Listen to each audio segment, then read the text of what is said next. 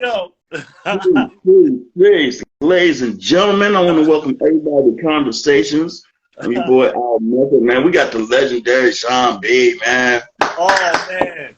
Yo, Al Mecca. Yo, when you asked me to be on, man, I was honored, man. Definitely. Man, Definitely. you definitely a legend in my book, and I wanted to tap into this hip hop from a different angle. You know, I done had the MCs, I had the DJs, you know, I done had the artists, you know, to do graffiti. My man from uh King Faye from Shirt Kings. Yes. I need a dancer, man. I need the dancers. That's right. That's right. We was a part of this, we was a part of this thing too. Right, man. And I'm gonna make sure that they know this. Yes. Now, what was your introduction into hip hop? Wow. My I mean, from what perspective? Like how did I just fall in love with it, Yeah, period? yeah, just as a fan, that like what made you even, you know, geared you toward hip hop, just starting out in general? Oh man, I mean, I could say, the older generation, um, and I was young. I was really, really young, so I didn't really know. I heard about it, but you're looking at the Disco Twins, Mm, um, from Corona, and just the cats around my way. I'm from Southside Jamaica, Queens, so the Queens in the you know, house. Grandmaster Vic. I mean, he's a little bit later, but just the homies that were older than me that was really into um, disco, that was really turning disco into this thing that we call hip hop. Okay. So I had an older brother. I mean, he wasn't really into the music per se, as in hip hop, but as the culture started changing, and the older fellas on my block started to now take records and mix them, records. Love is the message. You know Yeah. what I'm saying? Records like that was played in the clubs and disco clubs. And then you had the MCs like DJ Hollywood that I would hear of, you know, DJ Flowers that I would hear of, these particular people that help spread the word out to now what we know as hip hop. Right. Okay. So you was just catching the buzz and the vibe. That's right. And then the first record that really caught me was King Tim the Third. Mm. King Tim the Third. And then right Okay. after that record, that was the first commercial record on wax that really caught me. And then, of course, what everybody know in 78 that dropped, 78, 79, was Sugar Hill Gang. Okay. Now, did you ever take interest like in maybe DJing or MCing Yeah. before you? I tried everything. I tried everything. I think everybody started to gravitate to MCing, right? As far as Mm, my age, I'm 53 this year, so I was born in 1970. So 78, 79, 80, that's when I was trying, you know, dancing. We tried graffiti, um, tried DJing and MCing. And a funny thing, I know he won't he won't admit to this, but Coach Chief from Lost Boys, he was um, maybe 2 years younger than me, heard that I was a MC at the time, and he came to my door, knocked on my door. I want to battle. So I had my one rhyme, you know what I'm saying? And I think I bust him. But some great people, man, came from my area. Of course, 50. You have Lost Boys, who was maybe 2 blocks away from me. You had Onyx, who was a few blocks away from me, and then with okay. us, and then when you go, what is the Van Wyck Expressway, what we call across the bridge. That's where Mm-hmm. 50 is from. But you had Q-Tip, who was from Hollis. You had LL. You had Run DMC. I mean, this plethora of people.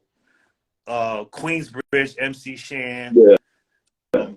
you know, Nas, Roxanne Shante, Marley Marl. It's like DJ Hot Day. I mean, it's so many. It's so many that, you know, so many influences that we all just came up and just, you know, grabbed that energy from one another. Right. And you know, especially back then, that was a good time. Hip hop was really starting to bubble.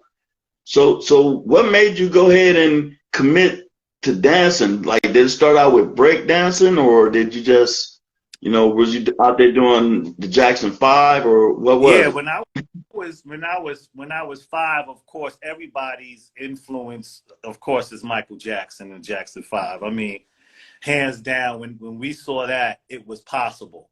You know what I'm saying? I mean, somebody who we could relate to. And from there, you know, I mean, I used to roller skate. It was highly competitive with everything that was going on back then. So a lot of people was roller skating. So I started roller skating. And then, you know, you had pop lock and electric boogie. So that came to play. And then, you know, I tried breakdancing. So it was a little bit of everything. But what really took off was me after popping and breaking. That's when, you know, 83, 84, that's when dances was starting to come onto the play. And the first, I would say the first people that really made me say, okay, this could be something, was Kango from UTFO and Doc Ice that Mhm. used to dance for Houdini. Right, And they right. were the first hip hop, I would say, urban dance group that hit in a major way on television when they was on the Phil Donahue show. Okay. Okay. And Yeah. that really was the launch of, and I would give it to them. They the big brothers, they the big homies of this dancing stuff. Yeah. The more urban hip hop dance that it became to be. For a group, Yeah. for a group, and Houdini was huge back then. Man, I don't think Houdini get they propers properly, because they were so unique, man. No, You no, know, no. Houdini was just so unique, and then just they had their own sound, because it was just crazy. Yes, yes. We got my brother Kenny, my other dance partner. He's in. What's happening, If you Kenny? want 2 for 1, put him in. Bring him in. Turn send an invite. Come on, hop in, Kenny. What if I don't know, Kenny? If send him an invite if you want in. Yeah, tell him send a request to join the live. But go ahead, brother. Go ahead. I mean, if you see him, if you see him, just send him in. That's all. All right, so you had this going on, so I'm sure you was doing like a lot of battling and stuff like that. Like, how did you end up with Kool G Rap? Oh wow. I mean, yeah, a lot of battling, and like I said, I grew up in Southside Jamaica, Queens, but must be out to another area. Like, you know, she got me out of my hood and into a white area actually, and I went to Okay. called Flushing High School. Now, Flushing High School is adjacent to Corona, Queens. So I was going out there a lot. I was going out to parties out there a lot. And I got very known for what I was doing, dancing and battling people. But I also went to church out there. I was a member of a Christian church called Antioch Baptist Church of Corona. And, Wow. DJ That, Paul's sister was a member there. And the church was huge. So we had a little freeze right here.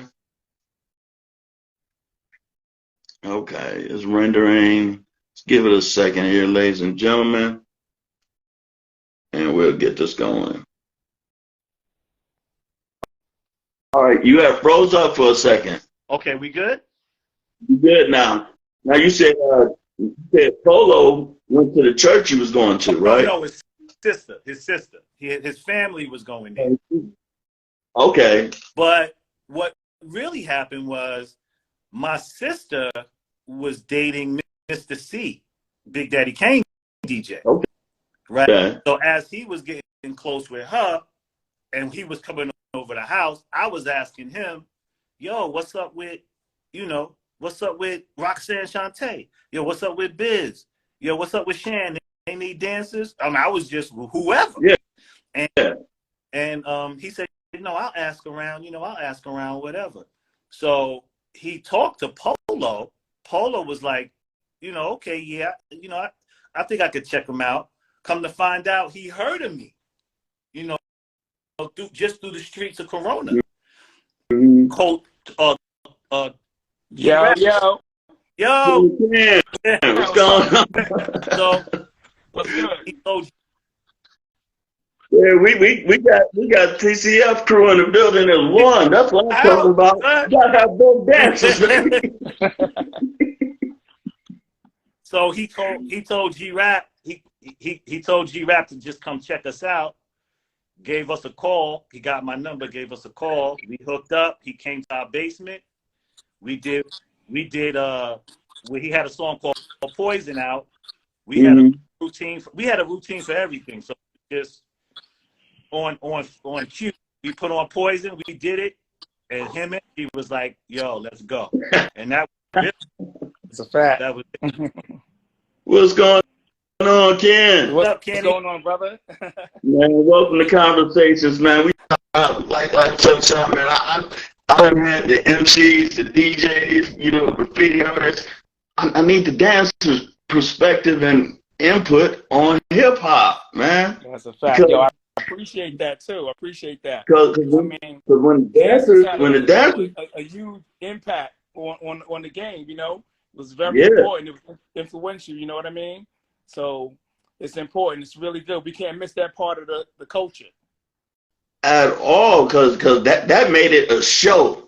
At least for me, I'm like, man, look at these cats. You know what I'm saying? Like y'all, Scoop, Scrap. I remember going to the LQ watching the IOU dancers. Yeah. Oh, wow, yeah. Oh, you from? Shout out to Johnny Famous. Al, you from New York? Nah, I'm from Canton, Ohio. Remember I told you that. Okay. I moved to Stamford, Connecticut in '86. Got it. And I was everywhere. And you remember our family reunion in Ohio? Remember you went to Ohio, the family reunion? Yeah.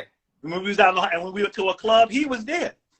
Oh, all right. Yeah. Okay.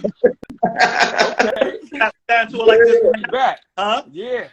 So you taking me back, bro.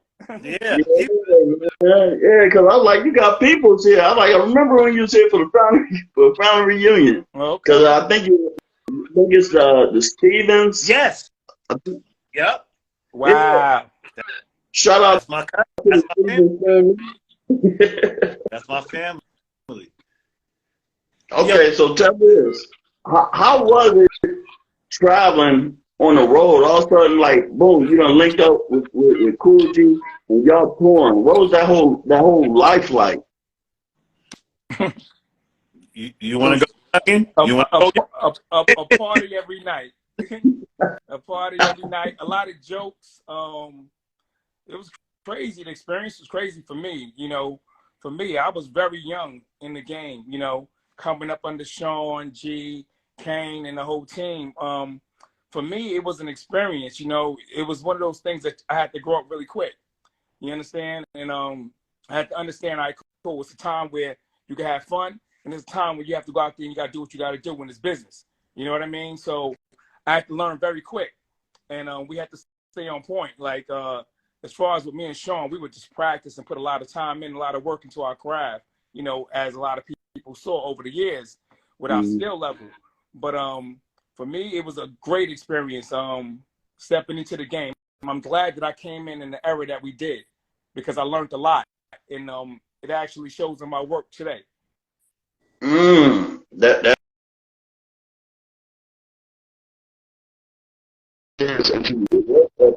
you know, so you picked up a lot of jewels, basically life jewels you can carry with you. Yes, sir. Yep, that is a fact. A lot of jewels that I cherish. You know,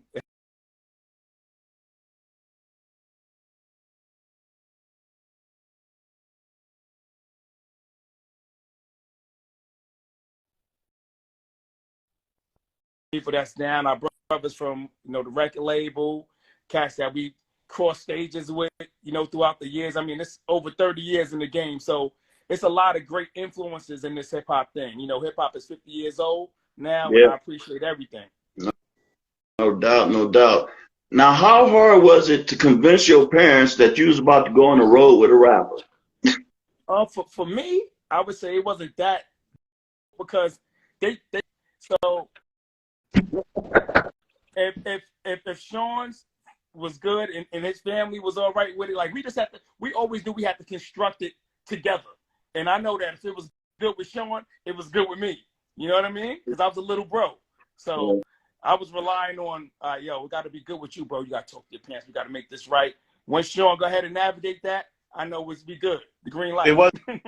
It wasn't difficult, man. I mean, I was relentless in this entertainment thing, and they knew that. You know what I'm saying? But Fly Ty, he was like a big brother and father figure for all of us on the road. So he came to my house to speak to my mom and father, and just you know, and just made sure that he said, you know, he'll look out, because we was all young. You know, I was 17. Yeah. You know, I was 16, 17.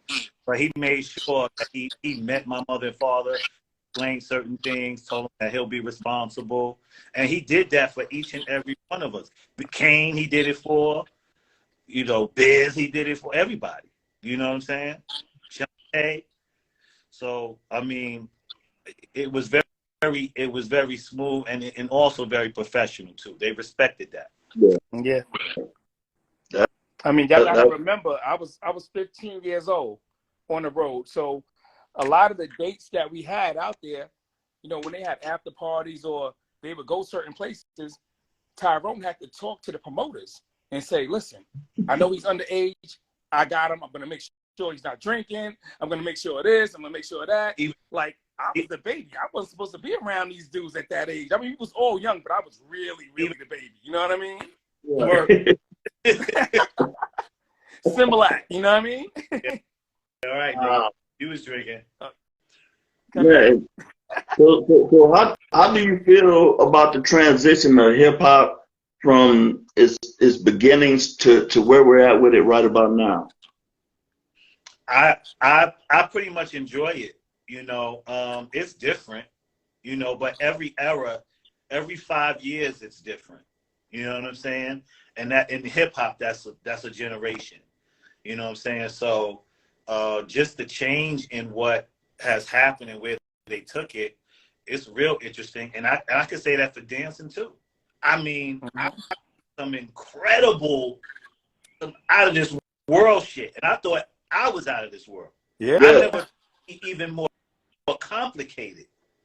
And exactly. it's like, it's just incredible, man. But just the transition of the culture, the business in it is incredible. And I feel like the golden era, which came from, really helped mold and change the whole planet. It did.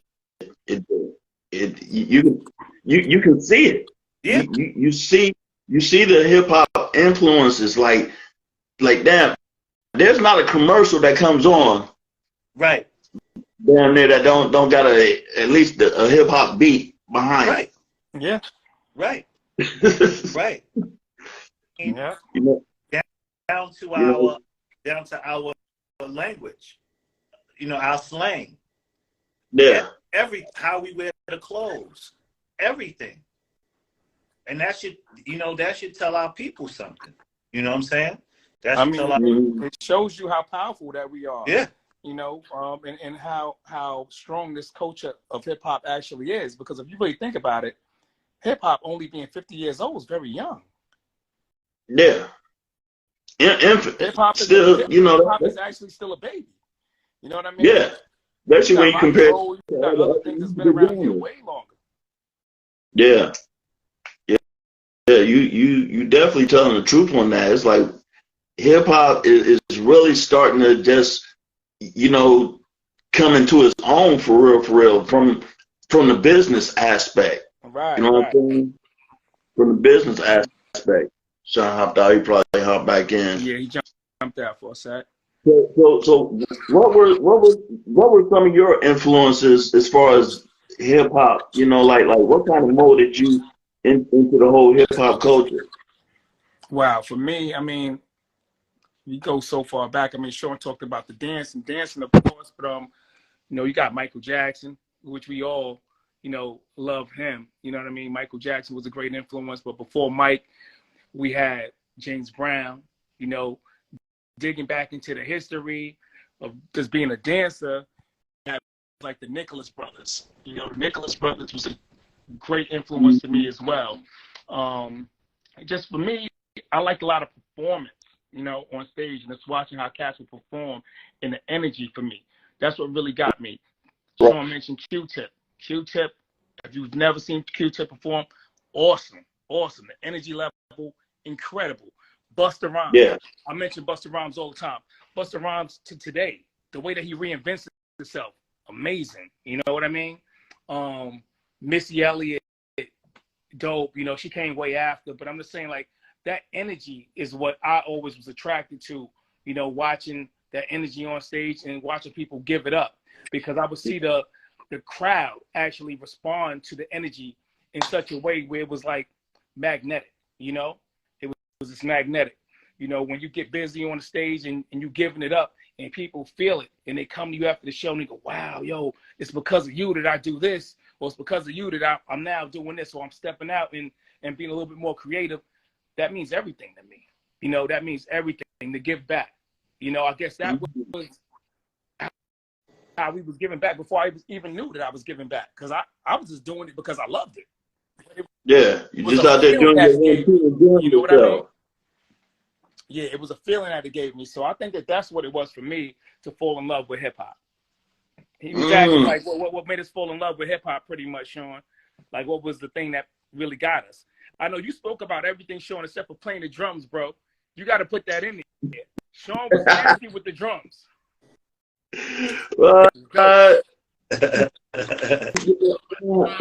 Yeah, Shawn was nice with the drums. I tried that, but I was horrible. I had I begged for a drum set, and my parents were like, all right, listen, we're gonna try to work with you and get something for you. And they got me a Bugs Bunny drum set. Shawn had a whole set. He came to the house. He tried not to make me feel bad. He was like, no, it's cool, Kay. It's cool. It had Bugs Bunny on it. It sounded all crazy, the percussions. I tried. So, Shawn, you out here doing beats on the low then, probably, right? Yeah. Shawn was nice. Yeah, I mean, yeah. Like I said, we tried everything, man. We tried everything. Now, what most people don't know, y'all actually had a group, a singing group.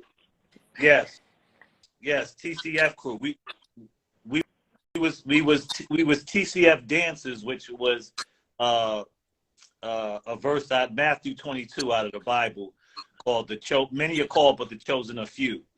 And I really liked that, because I just felt like we were so different in our style of where we were coming from at the time. And I just took that acronym. That's when acronyms was really happening back then. Right. So I just took the chosen few and put TCF to it. But after the 90s, after the Living Let Wanted Dead or Alive album, it was a time where the dancing scene of hip hop, or just hip hop in general, was really taking a change, and that's when the NWA era came in. And Okay. it was just, you know, the happiness of of us on stage and having background dances that kind of took a shift. You know what I'm saying? And it was like, you know, it just wasn't fitting with Kool G Rap's direction of where he was going next in his career. Okay. So my sister was always a big help to me when I was, you know, just making up the routines and everything like that. And she wanted to go on this Cold Chillin' tour, and I promised her that she could, but when it came out, like I just can't. I can't. You know what I'm saying? It was like, I know what goes on around, I can't do it. But we didn't think it was gonna happen. Yeah, I didn't want that responsibility. But I said to her, I made it hard. I was like, at the time, there was another girl who I used to date. This girl named was Fola Bell, and she actually found me to actually choreograph her group at the time for the Uptown Comedy Club. Okay. Right, to perform there. So at the time, she was paying me a little something, not much, but she was paying me to choreograph her group. And at the time when we was about to go on tour, I was like, I'll take you if she can learn my routine. So my sister was like, okay, bet. And she took her to the backyard and taught her in 2 hours a routine that I would never pick up. And that. So I was like, all right, fuck it, let's go. She got the routine, and we snuck them on tour. And in Texas, Fly Ty came down, saw the show. He was surprised. He didn't know they was even on tour, but he liked what he saw. And then he actually said, yo, why don't y'all become a group?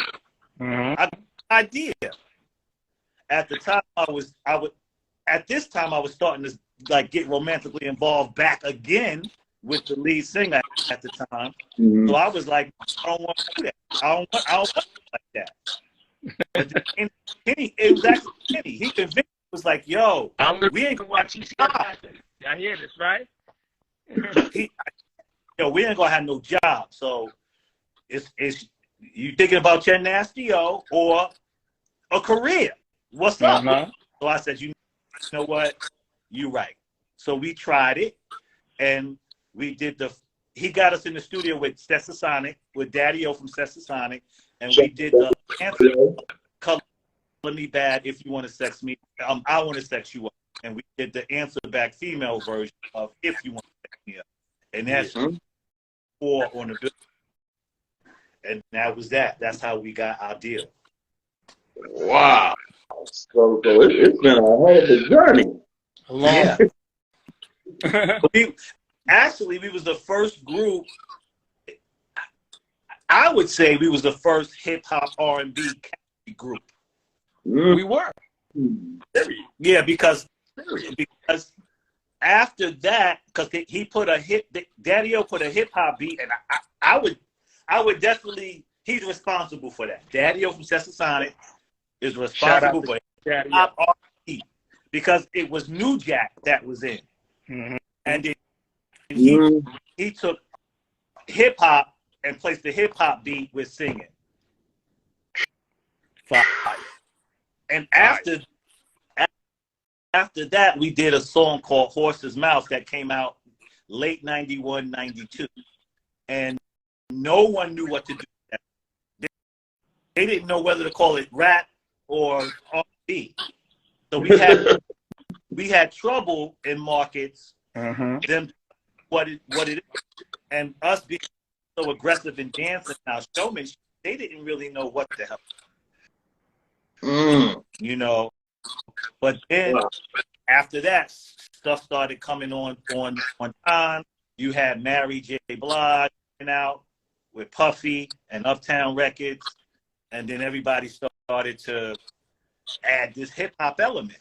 But I would say Daddy-O was the first one to actually break that out. Wow, man. It's something about being the first, though, because people really don't even know how to digest it. No, right. Right. You know, then especially you go into marketing and they trying to figure out what genre it is. Yeah, that can be pretty frustrating.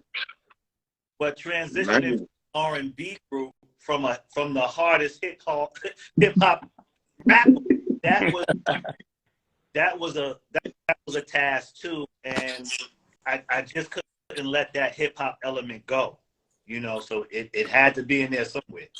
Right, right. Which is only natural because you're being you. You're doing you. Mm-hmm. So What would you say was like one of the most memorable shows you guys ever done? it was several for me. You mean period? Yeah. Okay, period. I would say G Rap at the time fell sick, so he was ill, so he stopped performing. I believe Scuba Scrap was working on some type of album. Kane asked us to go on tour with him 88 of December 88, the Bring the Boys Public Enemy tour. And I believe that particular tour was probably one of the most memorable tours. It was with Ice-T, Sesasonic, EPMD, Slick Rick, MC Hammer. Yeah, a lot of cats. Digital Underground, Ice-T. It was just every night, and I mean people would switch on and off of the tour, but every night was a magnetic night. And I think with Kane we had more of course notoriety because Scoop and Scrap.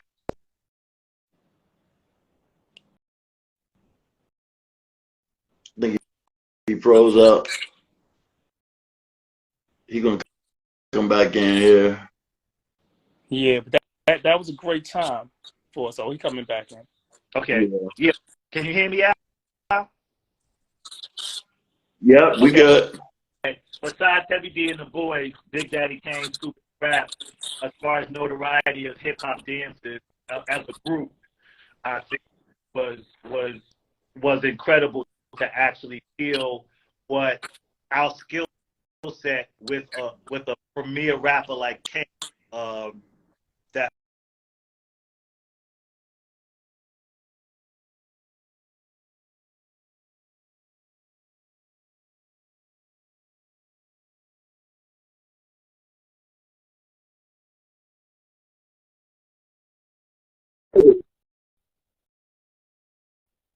I remember we showed with Woo, Paula. That was Wow. too. I know that energy had to just be dumb crazy. Oh yeah, it was crazy.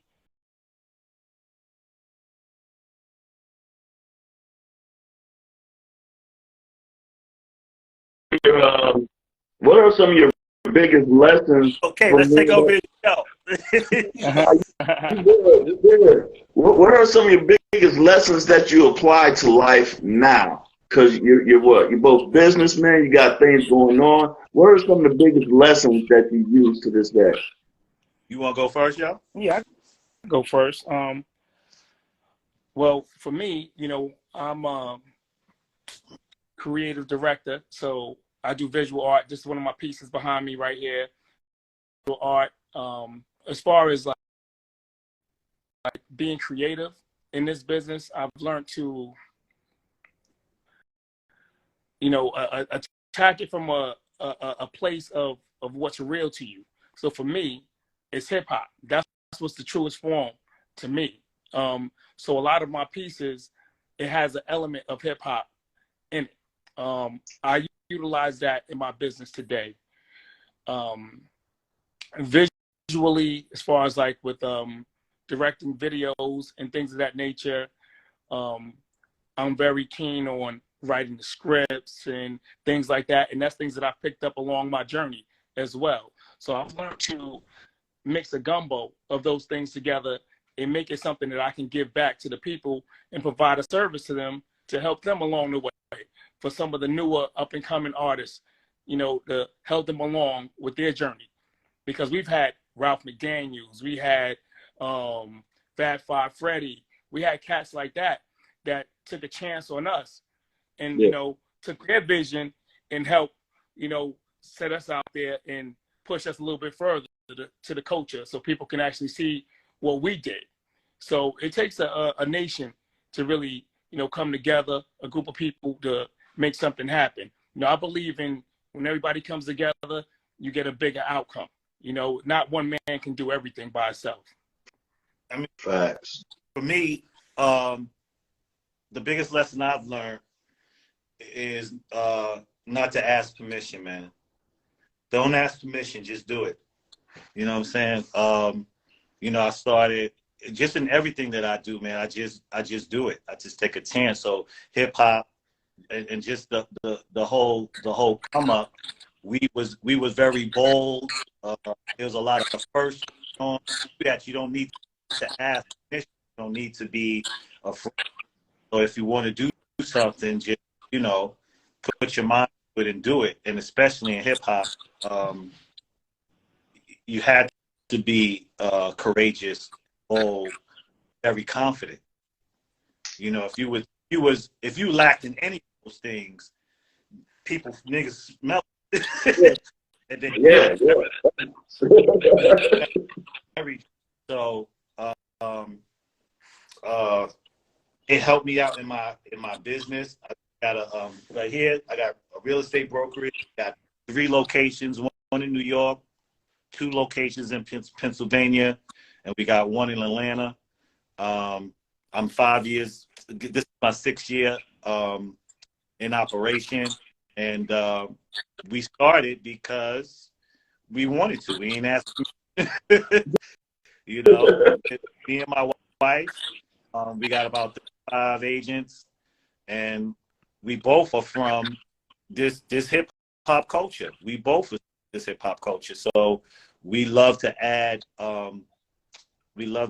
entertainment into what we do with the real estate, and we learned a lot from the culture, and we're giving a lot of opportunities away too that hip hop did as well. So that's what I would say. Man, that's dope, because people got to understand that life is transitions, and some people don't transition well. But I'm glad to see you guys are still successful, still out here blessed, and being a blessing. Yeah, we still support each other. You know what I'm saying? We still, even Kenny may do some art. He did some art for my offices, for some of my events. So he supports me in that, and I support him with his concepts, as far as whatever type of business he needs done. So, I mean, we still support each other, and that goes for school. We still a big family, man. We still support each other. Yeah, that's what's happening, man. When y'all coming back to Canton, man? We gonna hang out. When y'all come back to Canton? Man, listen, I have a little cousin who me and him started he started it, not helped him, but he has a soft drink. He has an energy drink called Zeal. Yeah. So, Channing Hawkins, that's my guy. I'm forgetting that you really know what you know them. Channing, yeah. Yeah, that's my guy. I had him on here before. You know what I'm saying? I showed him some love, man. That's a great young brother, man. He is, and he was a baby watching all this. You know what I'm saying? So when he decided to do this, he was actually MCing. He wanted to do music. Yeah, because he can flow. He might. He can flow. And he said, well, I think I want to have this soft drink and so that it can blow my career up. And I said, no, little cuz, you want to rhyme to blow this up, because this is the business, right? So when I made him look at it differently, he really started to take it serious. and he just calls me, from time to time and get, some consultation. And he's doing well. I think he's in 30 stores right now. Yeah, and they're gonna have his drink up in the Hall of Fame Village and all that, man. Yeah, we had a meeting with the creative director there. Just the Yeah. So I mean, he's really spearheading this to a situation to where it's gonna be big, man. It's gonna be big. So yeah. I'm proud of him. That's what's up. That's what's up, man. Any closing shout outs before we get up out of here, my brother? Okay. Shout out to Fly Tie, you know what I mean, for believing in us and giving us that shot, Shout out to Mr. C for seeing something in us and getting us out there. Kool G Rap and Polo, Big Daddy Kane, of course. Whole Juice Crew family, Shawn Tate, MC Shan,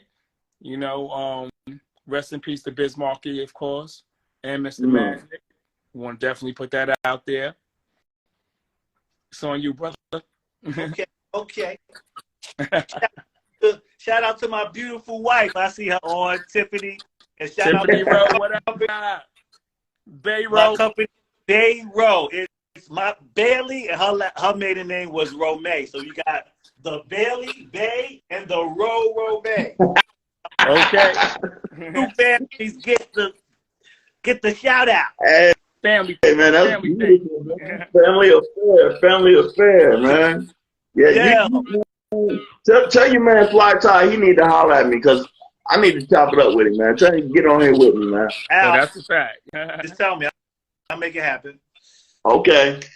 Just tell him I just need his story. I want to chop with him, build. You know what I'm saying? That's a whole other aspect of this hip hop game that people need to hear.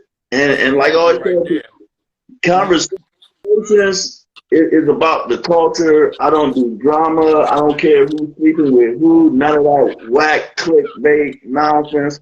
We don't do that here. It's strictly for the culture. We try to build. We try to inspire and motivate folks out here. That's what's up, bro. That's what's up. But I want to thank you for having me on. I appreciate it, bro. I appreciate your presence. Hey, follow me because I'm about to follow you. Say again, bro. I said, follow me because I'm about to follow you. Oh, that's a fact. Listen, y'all can follow me at art_conglomerate. You know what I mean? I got a lot of special things about to pop off and happen. Follow me, kid. I got a lot of good things out there for y'all. Y'all see, this is going to be a real special year. Special year. My wife said blessings to you and your growth, bro. And thank you. I need it and I appreciate it. All right, bro. Thank you, man, for having us, man. For real. All right, thank you for being on, family. Peace.